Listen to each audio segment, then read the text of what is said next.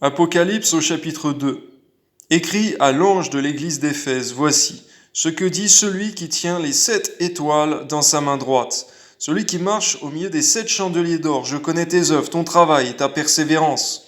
Je sais que tu ne peux supporter les méchants, que tu as éprouvé ceux qui se disent apôtres et qui ne le sont pas, et que tu les as trouvés menteurs, que tu as de la persévérance, que tu as souffert à cause de mon nom, et que tu ne t'es point lassé. Garde-nous de nous lasser de la persécution, de nous lasser de faire tes œuvres, Seigneur, d'annoncer l'évangile, parce que il est écrit dans ta parole, Seigneur, que nous moissonnerons au temps convenable si nous ne nous relâchons pas. Amen.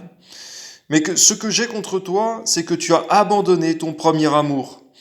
Seigneur, je te prie que si c'est le cas de quelques-uns d'entre nous, Seigneur, nous avons perdu le premier amour que nous avions à notre conversion, eh bien, restaure-nous dans cet amour, Seigneur. Donne-nous de revenir pleinement dans ce premier amour, Seigneur, au nom de Jésus. Et que pour toutes les personnes mariées, Seigneur, que tu puisses restaurer le premier amour, Seigneur, si il est perdu. Amen. Souviens-toi donc d'où tu es tombé, repens-toi et pratique tes premières œuvres. Sinon, je viendrai à toi et j'ôterai ton chandelier de sa place, à moins que tu ne te repentes. Tu as pourtant ceci, c'est que tu hais les œuvres des Nicolaïtes, œuvre que je hais aussi. Que celui qui a des oreilles entende ce que l'Esprit dit aux églises. À celui qui vaincra, je donnerai à manger de l'arbre de vie, qui est dans le paradis de Dieu. Écrit à l'ange de l'église de Smyrne, voici ce que dit le premier et le dernier. Celui qui était mort et qui est revenu à la vie, alléluia. Je connais tes œuvres, ta tribulation et ta pauvreté, bien que tu sois riche. Et les calomnies de la part de ceux qui se disent juifs et qui ne le sont pas, mais qui sont une synagogue de Satan. On voit, Seigneur mon Dieu, que tu sais discerner l'apparence du réel, Seigneur mon Dieu. Et on voit que, alors, Seigneur mon Dieu, que cette église, Seigneur mon Dieu, de Smyrne, Seigneur mon Dieu, semblait être pauvre matériellement, Seigneur mon Dieu. Selon toi, elle était riche spirituellement, riche en bonnes œuvres, certainement. Pierre, permets-nous, Seigneur mon Dieu, de ne pas être des chrétiens de façade, Seigneur mon Dieu, mais de marcher selon toi et d'être riche selon toi. Amen. Ne crains pas de ce que tu vas souffrir. Voici, le diable jettera quelques-uns de vous en prison, afin que vous soyez éprouvés, et vous aurez une tribulation de 10 jours. Sois fidèle jusqu'à la mort, et je te donnerai la couronne de vie. Que celui qui a des oreilles entende ce que l'Esprit dit aux églises. Celui qui vaincra n'aura pas à souffrir la seconde mort. Nous sommes tous d'être victorieux en Christ, Seigneur. C'est vrai que dans le monde, il y a des chrétiens qui doivent mourir pour leur foi. Permets donc, Seigneur, la persévérance dans l'épreuve et même dans les persécutions, Seigneur, en sachant que celui qui perd sa vie pour toi, il la retrouve pour l'éternité, alors que celui qui donne sa vie au diable, Seigneur mon Dieu, et qui meurt, Seigneur mon Dieu, sans Christ, eh bien, il perd son âme pour l'éternité. Alors je te prie au nom de Jésus que tu donnes à chacun de faire le bon choix pour son âme et de persévérer jusqu'à la fin. Amen. Écrit à l'ange de l'église de Pergame, voici ce que dit celui qui a l'épée aiguë à 2 tranchants. Je sais que tu demeures, je sais que là est le trône de Satan. Tu retiens mon nom et tu n'as pas renié ma foi, même au jour d'Antipas, mon témoin fidèle qui a été mis à mort chez vous, là où Satan a sa demeure.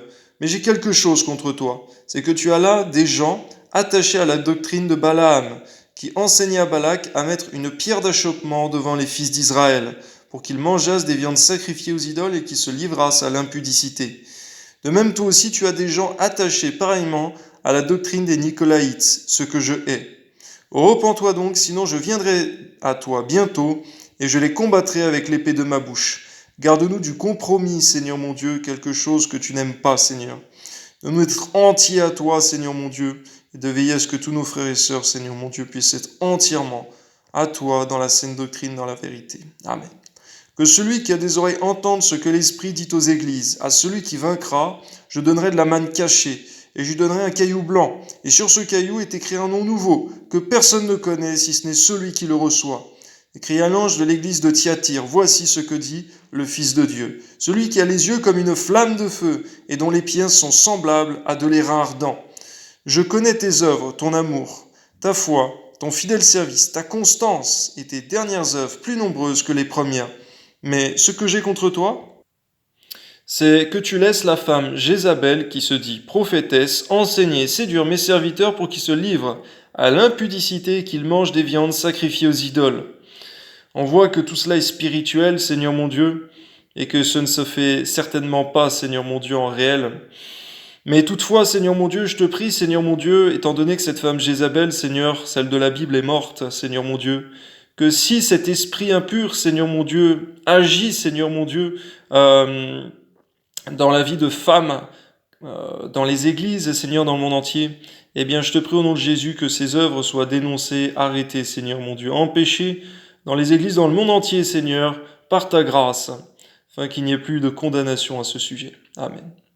Je lui ai donné du temps afin qu'elle se repentît, et elle ne veut pas se repentir de son impudicité. Voici, je vais la jeter sur un lit, et envoyer une grande tribulation à ceux qui commettent adultère avec elle, à moins qu'ils ne se repentent de leurs œuvres. Je ferai mourir de mort ses enfants, et toutes les églises connaîtront que je suis celui qui sonde les reins et les cœurs, et je rendrai à chacun selon vos œuvres. À vous et à tous les autres de Thyatire, qui ne reçoivent pas cette doctrine, et qui n'ont pas connu les profondeurs de Satan. Seigneur, avant de continuer, je prie au nom de Jésus que tu nous donnes à chacun, nous enfants de Dieu, de ne pas chercher à connaître les profondeurs sataniques, Seigneur, à chercher ce qui se passe dans l'obscurité ténébreuse, Seigneur, mais de plutôt à marcher dans la lumière, à chercher, Seigneur, les profondeurs célestes, les profondeurs divines, les choses qui viennent de toi, Seigneur, et à ne pas avoir de curiosité malsaine. Au nom de Jésus, Amen. Comme il les appelle, je vous dis, je ne mets pas sur vous d'autres fardeaux seulement, ce que vous avez, retenez-le jusqu'à ce que je vienne. À celui qui vaincra et qui gardera jusqu'à la fin mes œuvres, je donnerai autorité sur les nations. Il les pètera avec une verge de fer, comme on brise les vases d'argile. Ainsi que moi-même j'en ai reçu le pouvoir de mon Père, gloire à Dieu. Et je lui donnerai l'étoile du matin, que celui qui a des oreilles entende ce que l'Esprit dit aux églises. Donne-nous toujours, Seigneur, d'avoir des oreilles pour entendre, et non des oreilles, Seigneur mon Dieu, qui n'entendent pas. Au nom de Jésus, Amen.